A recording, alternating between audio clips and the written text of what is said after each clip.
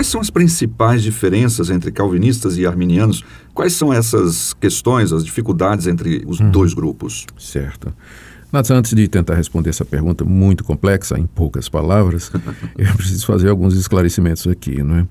Primeiro, embora nós, reformados, particularmente os presbiterianos, nós tenhamos um grande apreço por João Calvino, não seria totalmente justo dizer que o pensamento reformado ele tem somente Calvino como referência. Na verdade, nós presbiterianos adotamos como nossa confissão de fé, não as institutas de João Calvino, mas a confissão de fé de Westminster, que foi feita 150, 200 anos depois de João Calvino, e por pessoas de diversas origens eclesiásticas, não é? Você tinha os independentes, você tinha os congregacionais, tinha os presbiterianos também.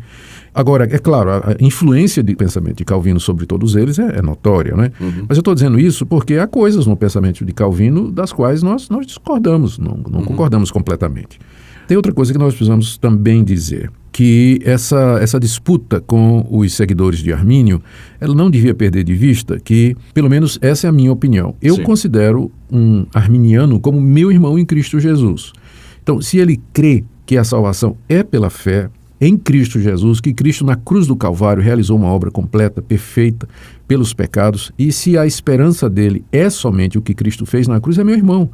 E essas diferenças, elas têm que ser tratadas com caridade, elas têm que ser tratadas num ambiente de fraternidade. Eu lamento muito o ódio que eu vejo nas redes sociais, no Facebook, às vezes as pessoas calvinistas e arminianos se insultando, né, dizendo coisas, degladiando, né? Eu fujo disso, eu quero fugir disso aí, não quero me envolver nesse tipo de confronto fraticida, né, entre irmãos.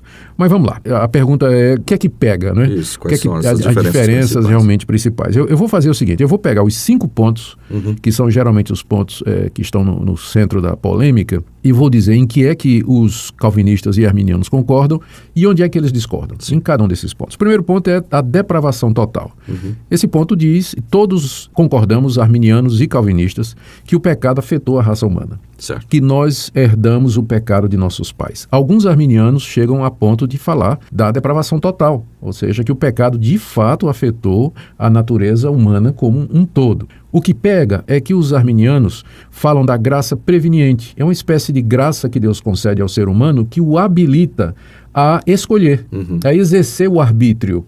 Se ele vai escolher aceitar o evangelho que ele está ouvindo ou então, se ele vai escolher negar esse evangelho. Já para os calvinistas não existe isso de graça preveniente.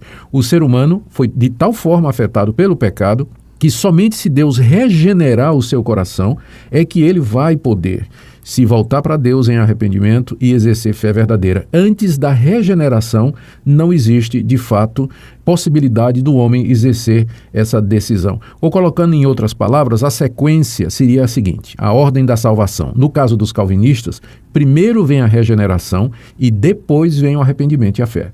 No caso dos arminianos, primeiro vem a fé e o arrependimento e depois vem a regeneração.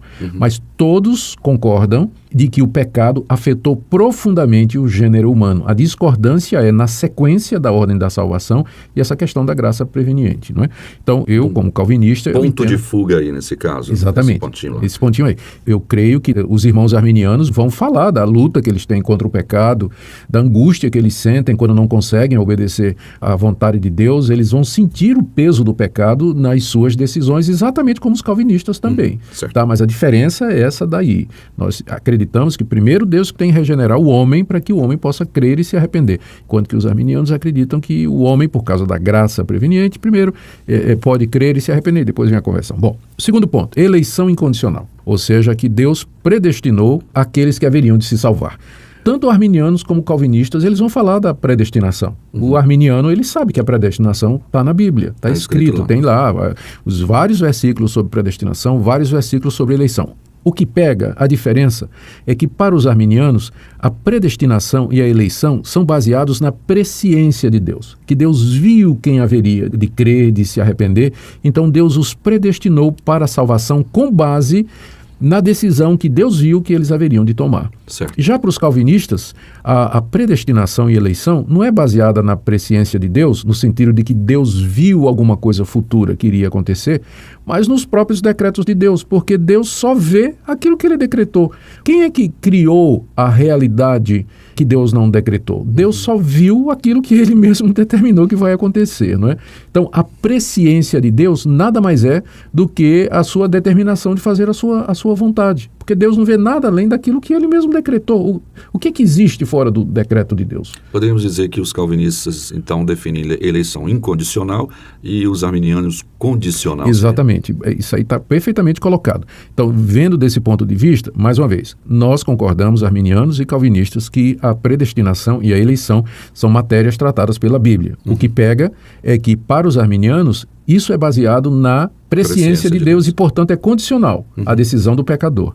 Enquanto que, para os calvinistas, isso não é baseado. A presciência de Deus é a mesma coisa do seu decreto. Ou seja, a eleição e a predestinação são incondicionais. Deus não viu nada bom no ser humano. Deus não viu decisão nenhuma do ser humano, porque se Deus deixasse o ser humano tomar a sua própria escolha e decisão, ninguém haveria de se voltar para Deus. Você vê que isso já é resultado do primeiro ponto.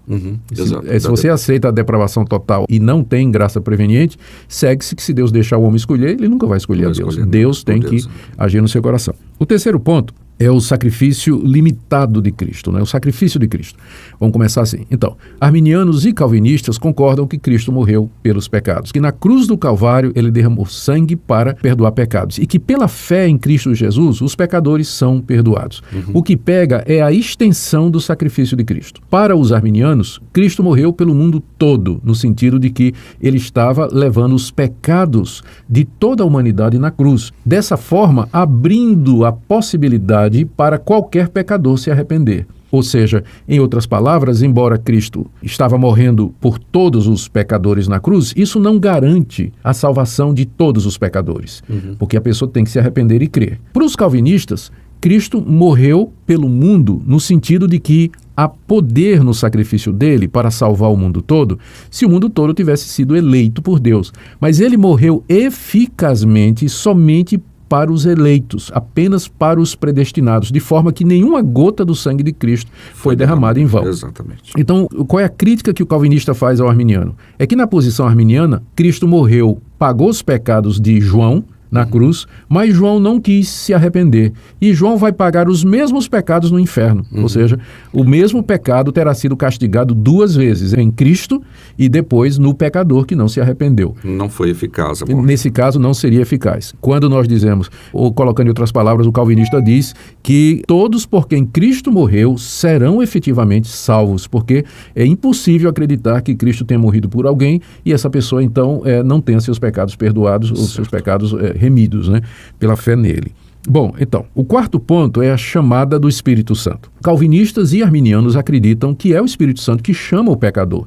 E isso através da pregação da palavra, através de leitura da Bíblia, através, enfim, todos os meios que o Espírito Santo quiser usar para falar ao coração do pecador, não é? O que pega a diferença é a eficácia desse chamado. Para os arminianos, esse chamado do Espírito Santo sempre pode ser resistido pelo pecador. O pecador sempre pode dizer, eu não quero. O Espírito Santo está falando, está persuadindo, está capacitando, insistindo ali, dando a ele a graça preveniente para ele poder fazer uma escolha e tudo mais, mas o pecador usa essa liberdade de dizer eu não quero, e ele pode ficar nessa posição até o fim da vida dele e vai morrer resistindo, não é, à chamada do Espírito Santo. Os calvinistas dizem que sim, a chamada do Espírito Santo, ela pode ser resistida pelos pecadores, até o momento em que Deus resolve chamá-lo de forma irresistível. E Deus só faz isso com os eleitos. Então, Deus chama a todos os pecadores pela pregação do Evangelho. Cristo mandou que a gente fosse ao mundo inteiro pregar o Evangelho. Mas a chamada irresistível, que é quando o Espírito Santo persuade o homem de tal maneira que ele vem voluntariamente, é isso que é misterioso e maravilhoso, né? De fato, essa é a expressão melhor. O Espírito Santo convence a pessoa de forma que ela vem voluntária, ela vem, eu vou porque quero, né? Então, isso só acontece de fato com os eleitos. E o último ponto, Nathan, é a questão da permanência na fé. Aqui, de fato, os arminianos têm sido mal representados, porque se diz que os arminianos acreditam na perda da salvação. Isso não é verdade. Quando os remonstrantes, os discípulos de Armínio, apresentaram os 5 pontos perante o sínodo de Dort, eles disseram que essa questão do cair da graça, o perder a salvação, era uma questão que merecia maiores estudos. Certo. Eles não se posicionaram. Então você vai encontrar arminianos que acham que perde a salvação, mas vai encontrar arminianos que dizem que a salvação, uma vez que foi dada, ela não é perdida, não é? Então, tanto calvinistas quanto arminianos concordam que aqui nessa vida existe necessidade de perseverança. Quem foi salvo pela fé em Cristo Jesus, então essa pessoa tem que perseverar na fé enquanto ela viver aqui nesse mundo, para que no final ela receba a vida eterna. Os calvinistas também acreditam nisso. Mas o que pega aqui é a seguinte questão. Para os calvinistas, aqueles que foram eleitos, eles serão de tal forma guiados pelo Espírito Santo e sustentados pela providência de Deus, que mesmo que às vezes eles caiam, que eles tropecem em pecado, eles nunca vão abandonar a fé definitivamente. Deus haverá de preservá-los, Deus haverá de segurá-los, porque aqueles que Deus predestinou desde a eternidade, por quem Cristo morreu e que foram chamados eficazmente pelo Espírito Santo, não pode se perder. Não pode se perder. Foi Deus que começou. Porque a salvação no sistema calvinista é de Deus do começo ao fim. No sistema arminiano, eu sei que eles vão... É pela graça. Os arminianos dizem que é pela graça, eles não vão dizer que é pelas obras, né? E nesse ponto eu digo que são meus irmãos. Mas no sistema arminiano, a salvação ainda vai depender da escolha do homem, se o homem quer ou não. Essa é a resposta que eu daria. Tá bem, eu te apreciei aqui por causa do tempo, mas com certeza vamos parar de discutir sobre isso e pensar um pouquinho mais nesses pontos que foram colocados aqui e encontrarmos a verdadeira resposta bíblica. Tá bom? Fica com Deus, pastor. Muito obrigado pela sua audiência. Espero que o programa seja útil. Com certeza.